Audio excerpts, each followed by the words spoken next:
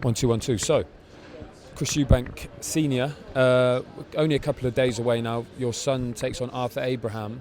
He's a man. I think his professional debut was in 2003. He's been around a long time. He's done it all. He's won world titles at 2 weights. What does victory over him do for your son's career? Do for his profile? Whatever it does, it actually puts him into the Super 8, which in fact exonerates him over and above what the Arthur Abraham fight will do. Not knowing what the outcome is going to be in terms of the public, I mean, we think we know. But him competing in the Super 8, he's telling the world that they can no longer disseminate these mistruths, these lies about the fact that he doesn't want to compete against the best. The Super 8 gives him that privilege, that opportunity to go up against the best of the best and come away with 4 belts. The Muhammad Ali Trophy, which we will consider a belt because he is the father of boxing. The WBC Diamond, his IBO, and the WBA. So also 38 million pounds in prize money. What fighters do, they fight. They've got to live, and so they fight for money. We're not rich guys. We come from poverty-stricken backgrounds. Most of the stories you'll hear about fighters is, them coming from poverty-stricken situations. So the prize money is a jackpot. All these belts which are involved, the promotion, I went and actually drew for him, the opponent, because obviously he's fighting in 2 days, last Saturday. Now, 200 million people supposedly were watching this event. 200 million. So this is global. What this Super Series aims to do is make a Champions League of boxing, like they have done the football. Yeah. So all those who aren't taking part, they're in hibernation or complaining that they have heart trouble. We've seen. Yes, you.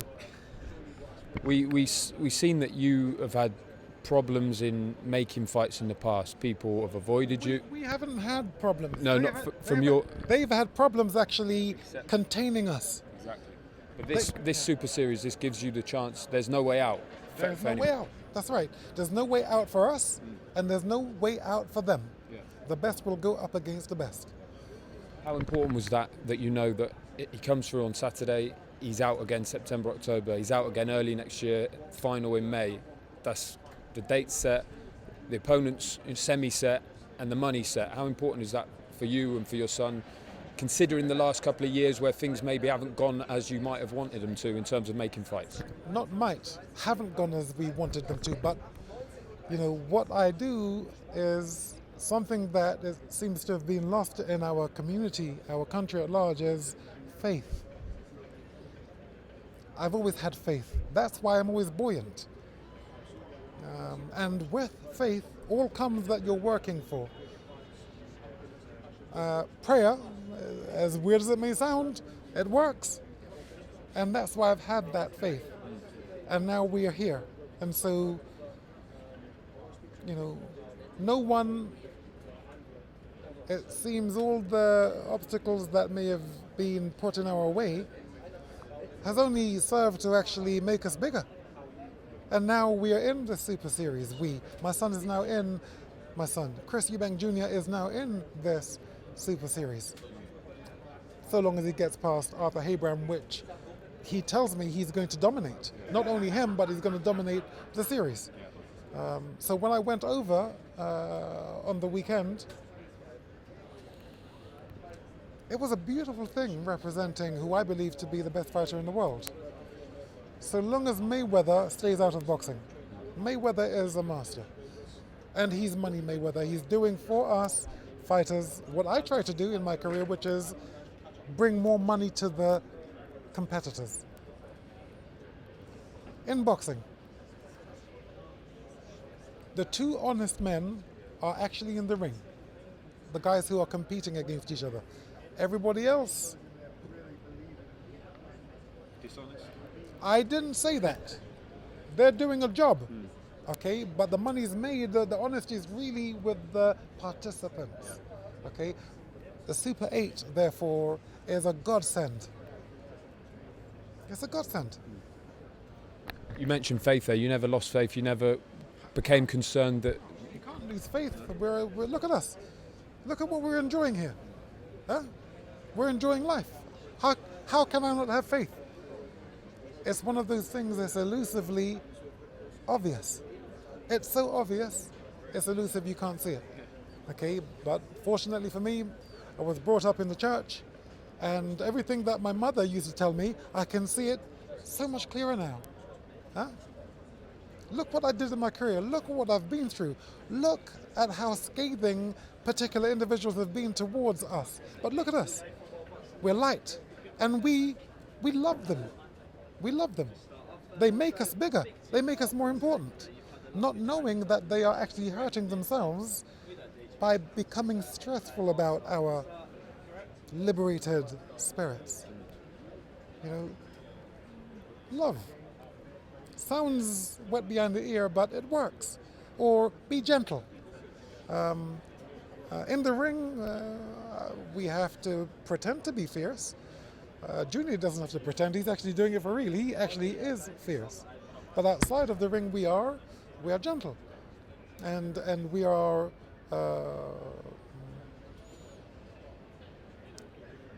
the perception is of the chessboard. We are queens and kings in terms of our abilities within boxing.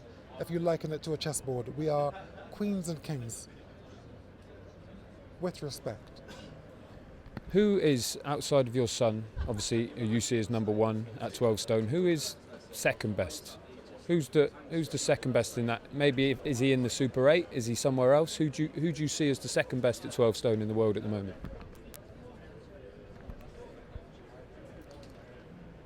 The only fighter really that gives me any concern, and it doesn't give Junior concern, he doesn't give Junior concern,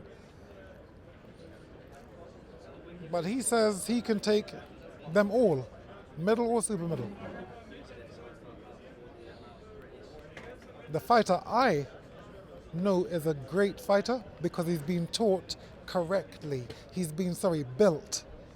He's been built correctly, of the old school.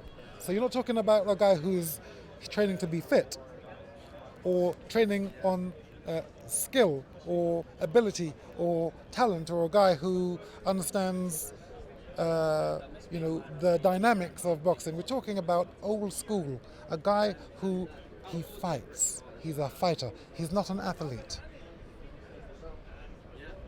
Saul Canelo Alvarez. Now that, when he fought Mayweather, I'm very surprised that the team didn't tell him the strategy to beat Mayweather. It was only strategy. He used the wrong strategy. He got it wrong. You can't try to outbox Floyd Mayweather Jr. That is just, it's not possible. Or if it is possible, the person who can do it isn't here yet. Okay? And he wasn't it. No one is it. But he had the way of beating him. And it revolves around his age. He was 22 years old at the time. That means you have force, you have youth. And if you pitch your youth against age, youth always comes out on top. But to do that, you have to have the correct mentality of thinking about the art and craft and structure and dynamics and strategy of boxing. Only a few of us know. So how does Conor McGregor beat Floyd Mayweather? Well, I said I wouldn't say, and I shan't. I will only tell you as follows. What everyone who knows about boxing is missing, what they're not thinking about, what is so obvious, it's elusive, everyone is forgetting that he is an Irishman. And an Irishman has a spirit that cannot, the Maoris, we can liken them to the Maroons, the Jamaicans. They are a special people. I'm not bumping them up, I'm not Irish. I'm just saying my observations of the spirit of this people. It's They are, they are, they are amazing. So I'm not talking about Conor McGregor. I'm not talking about an MMA fighter. I'm talking about an Irishman. An Irishman is always to be respected. And that's where it is likely, it is possible, that Mayweather Jr. has actually taken his eye off of the target. What is he fighting? You're not fighting an MMA fighter. You're not fighting a guy who's maybe limited in professional boxing. You're fighting an Irishman. And that could be enough. It is enough. How do I know? I lived this. Experience gives you a knowledge that puts you in a position of counsel. Experience. He's an Irishman. So this fight is a very interesting fight. Not because of ability, but because of spirit. How do you like me now? How do you like me now? Ooh. Bring it! You've always been one to talk about how important it is that the way in which boxers carry themselves outside the ring. They should be ministerial in a way. Yes. They're different to the normal public. With that in mind, how do you reflect on the first few days of press conferences between Mayweather and McGregor, which have been at times unedifying, at times vulgar, and a lot of trash talking, swearing, and this sort of thing? How does that sit with the way in which you feel boxers and professional elite athletes should be carrying themselves? Look, you've got God's language, but a lot of people don't believe in God. But the language is correct. Huh? So who they are speaking to, they're speaking to the masses. And the masses actually like this language. The masses use this language. This is the language that is actually generating money. It isn't godly though. So what do you do?